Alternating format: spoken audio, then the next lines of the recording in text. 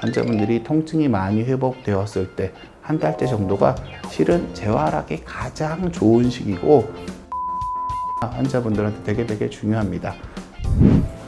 안녕하세요, 세길TV 가족 여러분. 오늘은 여러분들께 수술 후 한 달 후에 진료실에서 어떤 걸 확인하는지 안내를 드리도록 하겠습니다. 보통은 엑스레이를 찍어서 수술 전 엑스레이와 비교해서 수술하고 한 달 동안 쓰시면서 허리가 혹시 퇴행이 좀 빨리 진행한 게 있는지, 너무 무리하게 쓰지 않았는지를 확인하기 위해서 엑스레이를 확인하게 되고요. 그리고 보행을 확인하게 됩니다. 보통 2주째는 좀 어색하죠. 한 달 정도 돼서 코를 기르면서 걷는 연습을 하시면 보행이 보통 안정되셔야 되고요. 그리고 똑바로 쓰는 게 잘 되시는지를 확인합니다. 보통 협착증이 있으셨던 분들은 똑바로 섰을 때 어깨가 발보다 뒤로 넘어가는, 몸이 활처럼 휘면서 쓰시는 분들이 많기 때문에 2주차랑 동일하게 활처럼 휘는 게 잡혔는지, 그리고 몸이 안 흔들리고 잘 걷는지를 확인하게 됩니다. 그래서 몸이 안 흔들리고 잘 걷고 몸이 활처럼 휘는 게 교정되신 분들은 보통 4주차에 저희가 달리기 훈련을 시켜드립니다. 몸이 어느 정도 안 흔들리게 되면은 유산소 운동을 하는 게 필요하기 때문에 아랫배에 힘을 잘 주고 걷는 속도로 달리는 저희가 훈련을 시켜드리게 됩니다. 가장 간단하고 가장 쉬운 코어 강화 운동은 달리기가 맞습니다. 그런데 힘이 떨어지신 분들은 바로 할 수가 없거든요. 제 욕심은 모든 환자분들이 제가 진료를 봤을 때 달리기를 배워도 될 정도로 재활을 잘 해오셨으면 하는 게 저의 꿈입니다.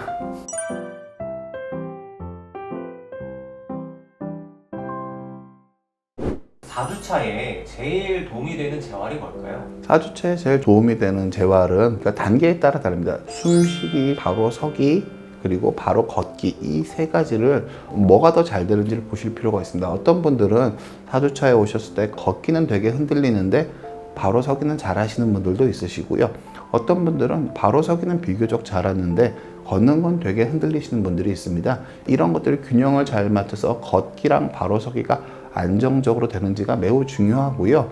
그리고 걷기를 양을 늘리는 거는 이 안정되게 걷는 느낌 상태에서 늘리시는 게 좋고요. 그런데 제가 당부 말씀드리면은 안정되게 코어가 안 흔들리게 걷는 거는 빠르게 걸을 수가 없습니다. 오히려 빠르게 걸으면 몸이 더 많이 흔들리기 때문에 코어를 기르기 위한 걷기는 비교적 천천히 걷는 걷기를 의미합니다.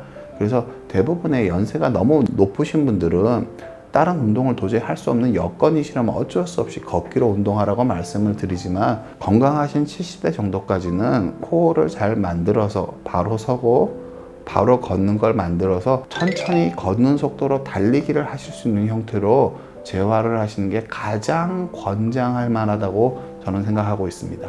걸을 때는 괜찮은데 아침에 허리가 아프다. 보통 아침에 허리가 아픈 건 대부분 코어가 약할 때 그런 겁니다. 아침에 자고 일어나면 코어가 다 풀어져서 코어에 잘 긴장을 주고 몸을 움직여야 되는데, 아침에 호흡 훈련이라든지 코어 강화가 잘 안 돼 있을 때는 허리뼈가 비정상적인 포지션을 어긋나면서 힘을 받아서 불편하신 거거든요. 코어 강화가 잘 되면은 그런 부분들은 많이 극복될 거라고 생각을 하고요.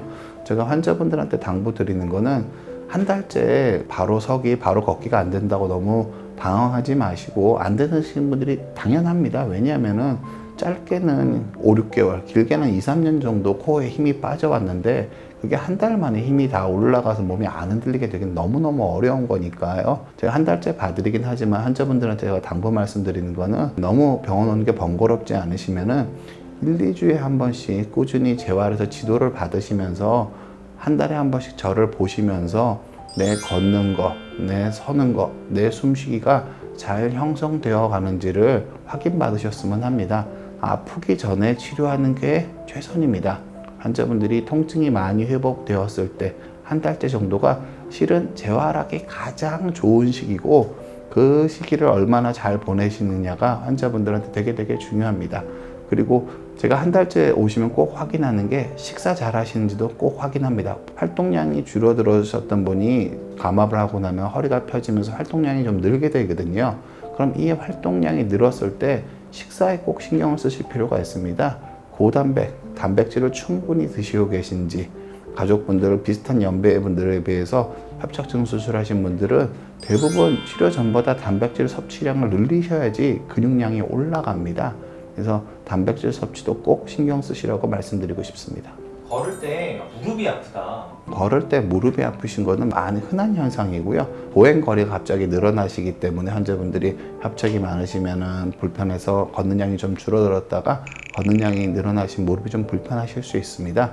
근데 어르신들한테 제가 드리는 말씀이 협착이 있으실 정도면은 무릎 자체의 퇴행성 관절염이 정도의 차이는 있지만 하나도 없으신 분은 없습니다. 그래서 어느 정도 좀 시큰한 느낌이 나시더라도 무릎이 붓는 정도가 아니시라면은 어느 정도 활동량을 좀 유지해 보시는 걸 추천드립니다.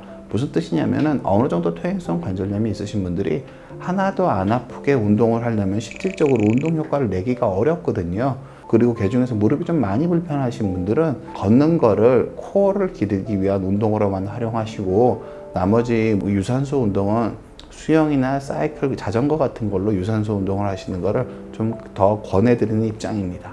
근데 아직 시린 증상이 남아있어서 주사 치료를 받아도 되는지. 시린 증상이 남아있는 건 주사 치료를 받으셔도 괜찮습니다. 근데 시린 증상이 남아 주사 치료를 한다고 시린 증상이 완전히 없어지는 건 아니기 때문에 받으셔도 되지만 이걸 줄인다는 입장에서 받아들이셔야 되고요. 저는 시린 증상에 대해서 권해드리는 거는 수면을 이루기 어렵고 잠을 자기 불편할 정도면은 항우울제나 항불안제를 처방받으시는 걸 추천드리고요.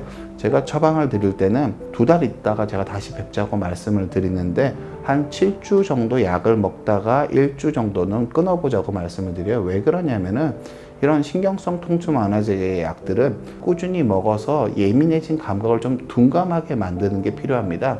그래서 한 7주 정도 약을 먹어서 둔감하게 만들었다가 1주 정도 약을 안 먹어봤을 때 여전히 신경이 많이 쓰이신다면은 그때 약을 다시 드시는 걸 추천드리고요. 그리고 한 달 때쯤 오셨을 때 수면 장애가 있으신 분들이 되게 많으세요. 보통 수면 장애가 있으시면 몸 컨디션 회복이 어렵기 때문에 수면제 처방 같은 것들도 잠을 못 주무시면 꼭 저한테 말씀을 하셔서 수면제를 적절하게 활용하셔서 잘 주무셔야 몸의 컨디션이 회복이 되거든요. 수면제가 좋은 약은 아니지만 잘 못 주무시는 것 때문에 해로운 것만큼 해롭지는 않은 경우가 대부분이기 때문에 수면제, 항우울제, 신경성 통증 완화제 처방은 적극적으로 활용하실 필요가 있습니다. 환자분이 여건이 되시는 분들은 한 달에 한 번 정도 저를 만나면서 재활을 꼭 지도 받으셨으면 좋겠고요. 재활이 어려우신 분들이 제가 유튜브에 보면은 상당히 재활에서 많은 정보들을 제공해서 그 재활에 대한 정보를 활용하셨으면 좋겠습니다.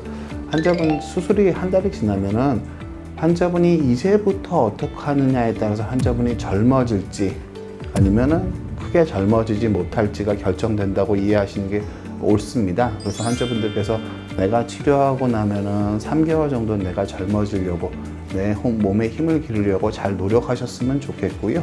그리고 환자분 다음번 외래는 제가 수술한 지로부터 1년 됐을 때 엑스레이, MRI, CT까지 찍어서 환자분 상태를 종합적으로 평가해서 환자분이 1년 동안 허리 사용량이 어땠고 허리 관리가 어땠는지를 제가 1년 후에는 종합적으로 평가해드리는 시간을 갖게 될 거라고 보시면 될 것 같습니다.